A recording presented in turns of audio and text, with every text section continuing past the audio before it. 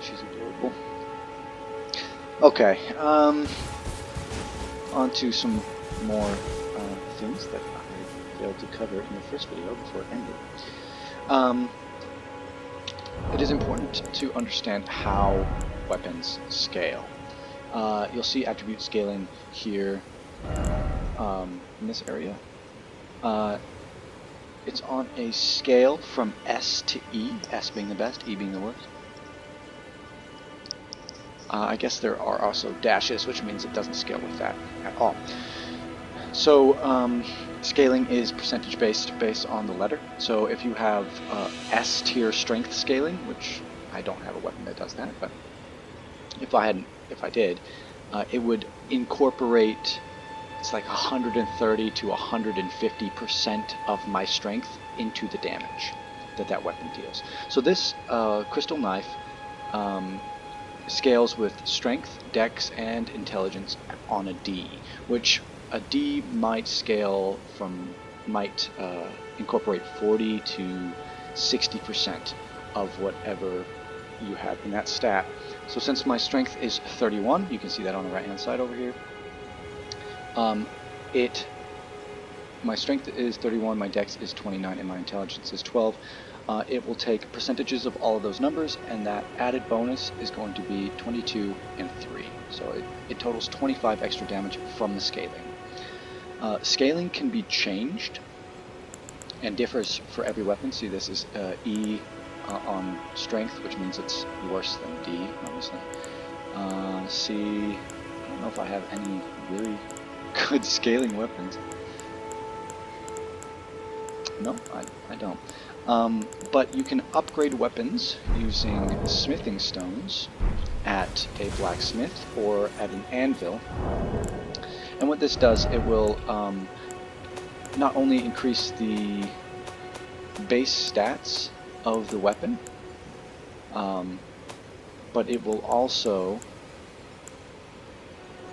potentially increase the scale rating. So if I upgrade this to a +10 greatsword, it might go from E strength scaling to D, or from D faith scaling to C, which would increase the damage even further. You can change how a weapon scales through Ashes of War. If I select this, you can see that it goes from an E to a C strength and an E to a C dex.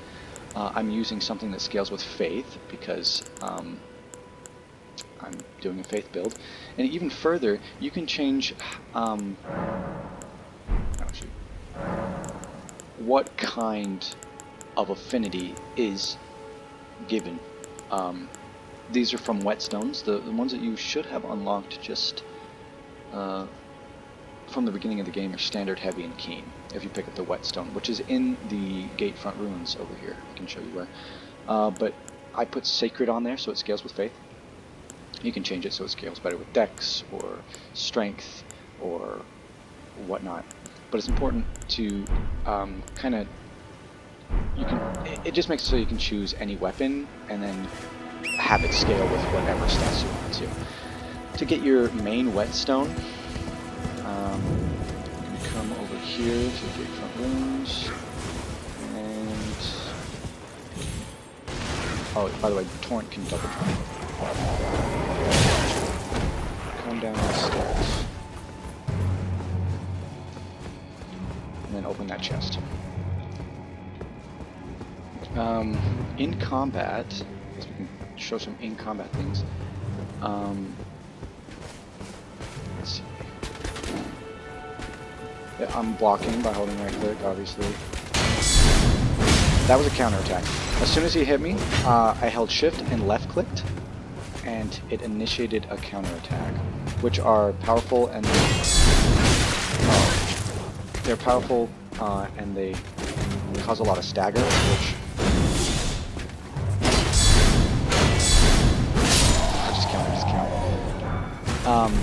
that's a new weapon.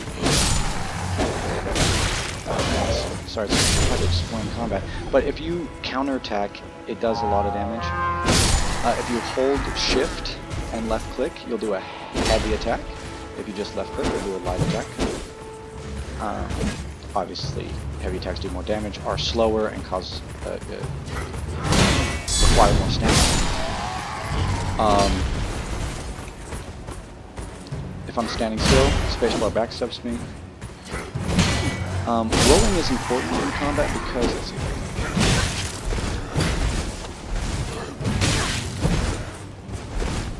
it's really hard to show on these guys. But if I roll, take no damage.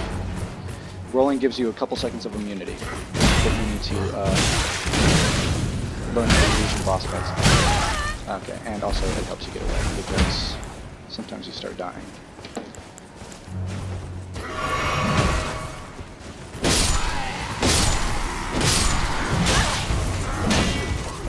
See if I can get another good counter here. Nope, because they have a lot of staggering. I'll just kill them. So I showed you kind of what Ashes of War are.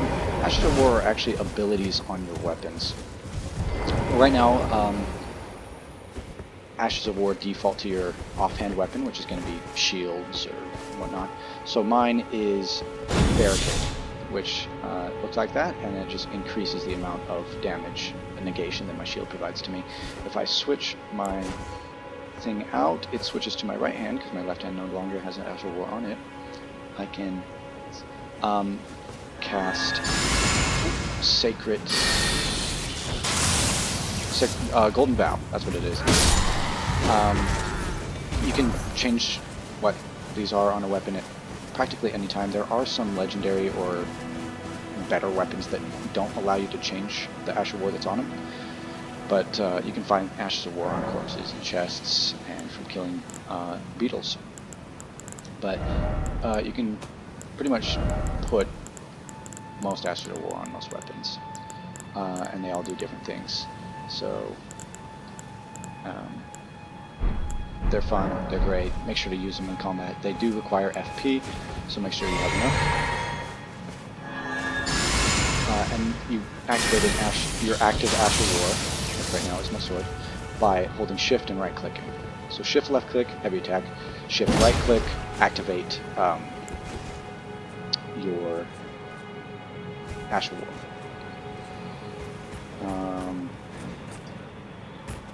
So we've gone over whetstones, item scaly, Ashes of War, rolling immunity. So you do pick up stoneward keys throughout the game. These are used to unlock extra sections, and you'll see those sections are covered in mist throughout the game. Some require 1, some require 2, and some have bosses inside, some just have extra loot, some unlock whole other parts of dungeons. But just keep your eye out for those. You can buy them. They are nice to have. Another thing to remember is that when you pick up a cookbook, it does unlock the ability to craft a lot of the useful consumable items in the game. So a lot of different arrows and bolts, throwing knives, curing things. So pick up any cookbooks you can and make sure to utilize the ability to pick up goods and craft things from them. Something I want to show you real quick is I am single-handed wielding this weapon right now. If I hold E and left click, I'm two-handing it now. This increases the amount of strength put into this weapon by 50%. So my strength is 31, but now that I'm two-handing this, it's practically that my strength is 46 and a half. This can let you wield some of the bigger weapons, even if your strength stat isn't high enough for those weapons. Let's see. 0 charge space. So you can tell that I can't use this weapon because it has an X over it, and it shows that the intelligence stat is my intelligence stat is too low. If it were the strength stat that was too low, I could two-hand the weapon and get a 50% bonus to that and perhaps wield it correctly. This is good for very large swords and stuff, like some of these guys in here. The halberd right here. you can wield them a lot earlier if you two-hand them. It also does more damage, obviously, and it does change the weapon art, so just be aware of that. Mounted combat is important. You won't always be able to ride Torrent, but getting good at riding him will help in so many battles. You can just run circles around people, literally. I mean, if you get in tight, right click will strike on the left side of your horse. Left click will smack on the other side, on the right side. You can perform heavy attacks from your horse. Just hold shift and left or right click, depending on what side you want to attack on. You can switch weapons while you're on your horse.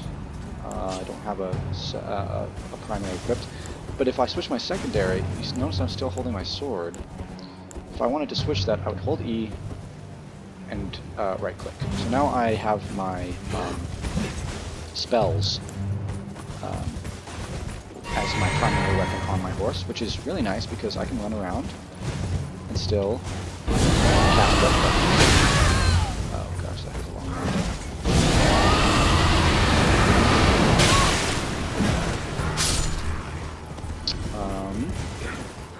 So just, if you ever want to switch to your offhand, it's basically two-handing your offhand, which you can do.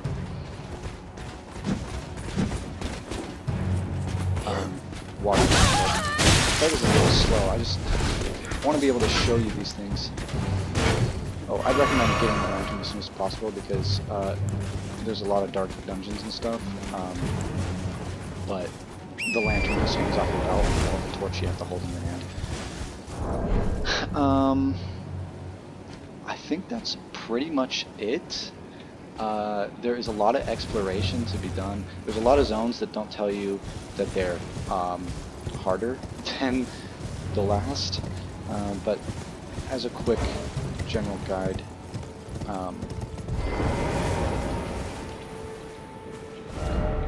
Limgrave is obviously a starting area.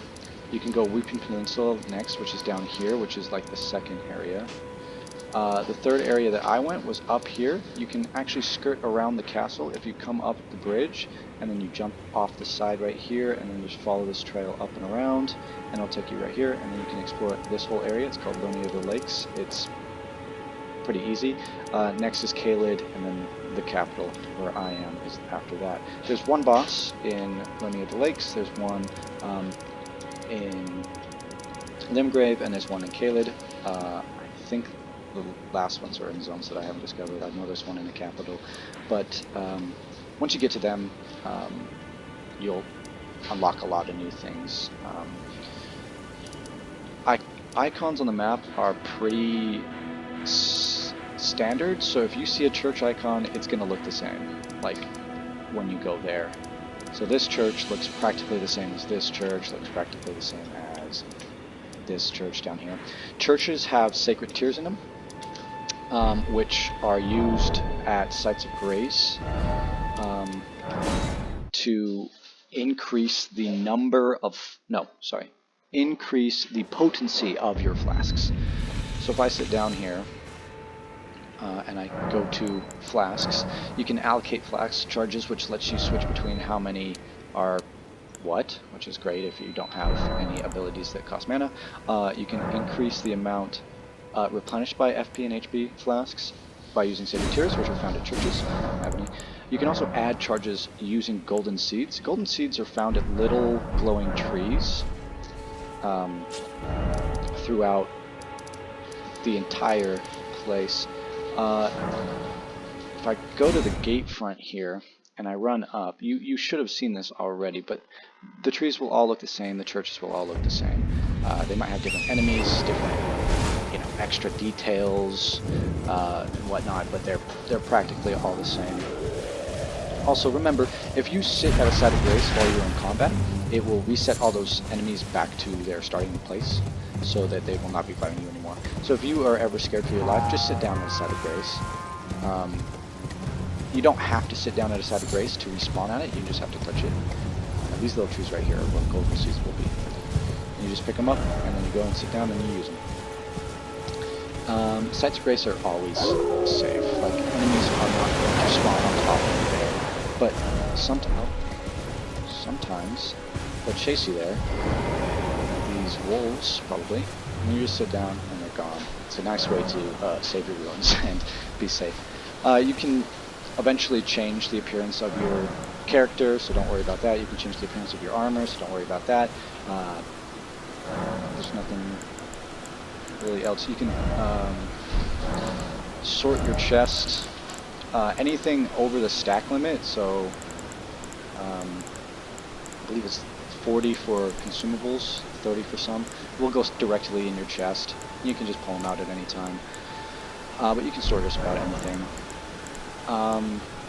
I will show you where to get the first Flask of Wondrous Physic, because it is very powerful. It's over here at the Third Church of America. You just pick it up, and the little crystal tiers that all do something different are found at the minor Erd trees. A lot of the times you have to kill a boss at them. So this is where you'll pick up the first Flask of Wondrous Physic, I think is right here. And then you'll find different ones at every Erd tree that have different effects when you mix them together. Other than that, I think that's about everything. Multiplayer is very complicated. Anytime you enter multiplayer, you are at risk of being invaded. So PvP is always on if you're in multiplayer, which sucks. And also the process that you have to go through to play with friends is dumb, but we can figure that out in time.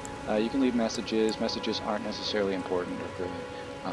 There are some messages that glow a lot brighter, a lot taller, and those will be from the devs. Yeah, I think that's about it. Just do whatever works for you. I started off as a Faith Strength Dex build, and I'm still that. Emery started off as a Dex Strength and has started putting some in Faith. And so we're basically the same person now.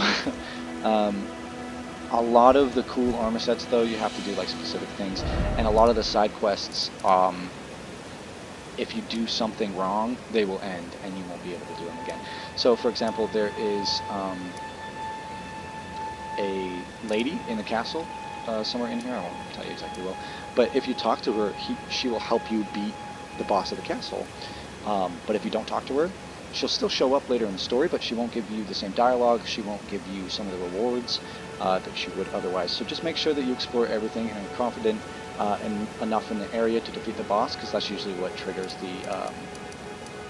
the barring of side quests.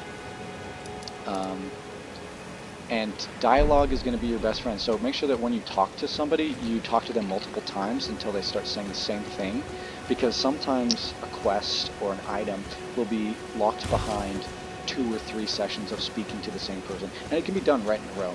Other times you'll have to teleport to a site of grace and then come back, or rest at a site of grace and come back, and then they'll be ready to speak to you again. But just make sure you're talking to everyone as frequently and as much as possible. Another thing important to know, when you get to Roundtable Hold, the lady that you met at the Stormhill Shack will be there, standing next to the fireplace. Talk to her, go talk to the blacksmith, talk to her, talk to the blacksmith, and then eventually, when you come back, she'll be sitting on the floor by the blacksmith, right here. Greetings. And she is who you use to upgrade your spirits. You can find Glovewort and Grave and Ghost Glovewort in Catacombs. You can find smithing stones to upgrade your weapons in mines or tunnels.